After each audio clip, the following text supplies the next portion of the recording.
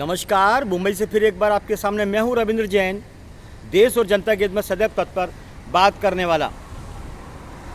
महाराष्ट्र हो या यूपी हो या पूरा भारत का कोना हो, आए दिन हत्याएं मासूम लड़कियों की, नारियों की जाती रही है। लेकिन पूरे देश में मंत्रालय में बैठे लोग हों या विधानसभा में बैठे लोग हों या राजभवन में बैठे लोग हों, इस बात पर गंभीर चर्चा नहीं की जाती। आखिर इतने सारे डिपार्टमेंट क्या काम करते हैं, इस बात पर भी संज्ञान लेना जरूरी है कि आखिर क्या हो रहा है भारत के अंदर। भारत नारी सम्मान का एक ऐसा प्रांत देश है दुनिया में जहां पर नदियों को पूजा जाता है, देवी देवताओं को पूजा जाता है। नारी सम्मान पर दाग लगाने वाले ऐसे मंचों पर तुरंत प्रभाव से कार्रवाई क्यों नहीं की जाती, गोली क्यों नहीं मार दी जाती।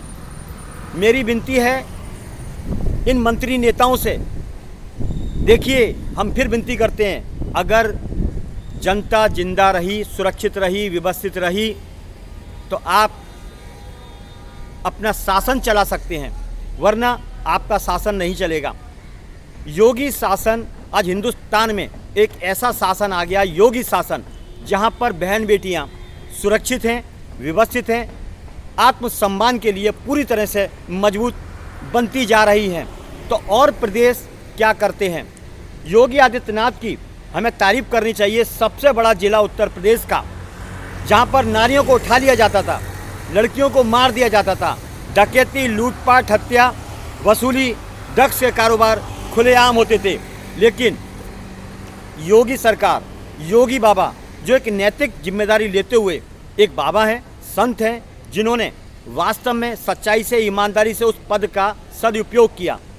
बाकी नेताओं की तरह इन्होंने गुलछर्रे नहीं उड़ाए, इन्होंने अय्याशी नहीं की, इन्होंने हजारों करोड़ रुपए की संपत्ति नहीं बनाई, क्योंकि वो देश हित में काम करते हैं।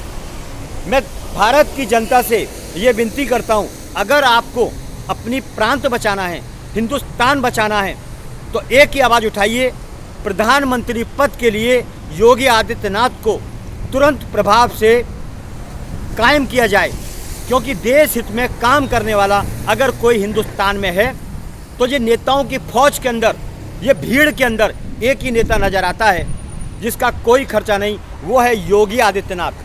देखिए, काम दिखता है, उसे कोई गाड़ी का शौक नहीं, उसे गुलछर्रे का कोई शौक नहीं। लेकिन और नेता क्या करते हैं? देश के पैसे पर अय्याशी करते हैं, देश को लूटते हैं, जनता को लूटते हैं और कायदे कानून को ताक पर रखकर उसका मटिया मेट करते हैं। कायदा बिगाड़ने वाला हमारा भारत का 99% नेता। आज हम बम्बई की बात करते हैं। कुछ दिन पहले यशस्वी लड़की का कत्ल कर दिया, लड़के का कत्ल कर दिया। आए दिन ये ऐसे हालात पैदा हो गए हैं। ये नगरी छत्रपति शिवाजी महाराज की नगरी है, महान नगरी है, योद्धाओं की नगरी है, बलवान नगरी है, फिर भी ऐसे हालात पैदा हो चुके हैं। सबसे बड़ी समस्या यहाँ के नेताओं की है, जो वसूलीबाज हैं, ज़्यादातर वसूलीबाज हैं। उन्हें पैसे से मतलब है, उन्हें बम्बई से कोई मतलब नहीं। लूटो और मौज करो, माल आने दो, जनता को भाड़ में जाने दो। ऐसी हालत पैदा हो चुकी है। इन्हें सत्ता की पड़ी है। अब देखिए, हर किसी को मुख्यमंत्री बनना है, हर किसी को मंत्री बनना है, दौड़ रहे हैं, भाग रहे हैं, पागल हो गए हैं मंत्री पद के लिए। क्यों? क्योंकि माल मिलता है, माल मिलता है, मौज करने को मिलता है, जैसे देश इनके बाप की जागीर है। पूरे हिंदुस्तान में यही सिस्टम लागू है। मंत्री बन जाओ, संतरी बन जाओ, पद पे आ जाओ, सत्ता पे आ जाओ और मौज करो, मौज करो, लूटो देश को।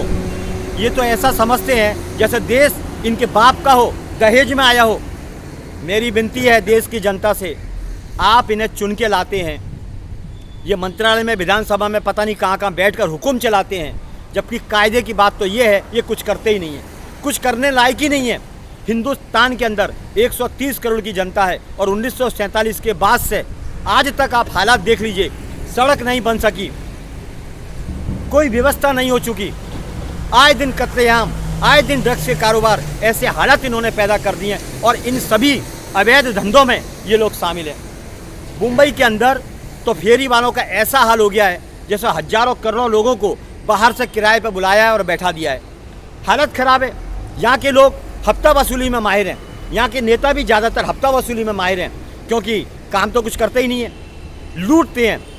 तो मेरा मानना तो यही है, ये हराम का पैसा, लूट का पैसा जो मुगलों ने लूटा, अंग्रेज़ों ने लूटा, तो मुझे लगता है कहीं ना कहीं आपका ताल्लुक उनसे जुड़ा हुआ है, इसलिए लूटपाट करते हैं। कोई भी व्यवस्था बराबर नहीं है, जबकि मुंबई के महानगर पालिका में इतना पैसा आता है कि सड़कें चांदी की बन जाएं, रोड चांदी की बन जाएं, ऐसी व्यवस्था है पैसे की, लेकिन कोई सिस्टम नहीं, ना सिस्टम है ना शिष्टाचार है। हर व्यक्ति लूटने में लगा हुआ है सरकारी डिपार्टमेंट का। छत्रपति शिवाजी महाराज टर्मिनल में जाइए, वहाँ पर क्लीनअप मार्शल लूट रहे हैं। देखिए बारिश आ रही है, वहाँ लूट रहे हैं, गड्ढे गटर भरे हुए हैं और वो लूटने में लगे हुए हैं। ये सरकारी डिपार्टमेंट करते क्या हैं आखिर? हटाइए।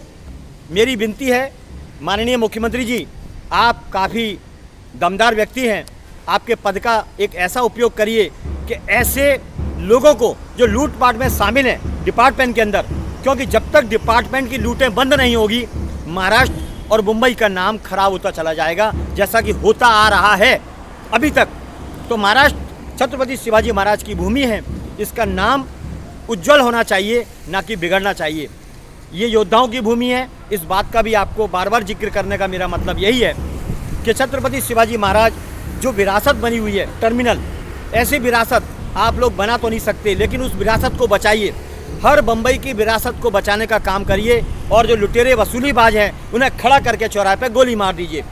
जिस तरह उत्तर प्रदेश के अंदर ये कानून है, योगी कानून, जो भी गलती करता है या रेप करता है या लूटता है उस पर बुलडोजर चलाया जाता है और गोली मार दो।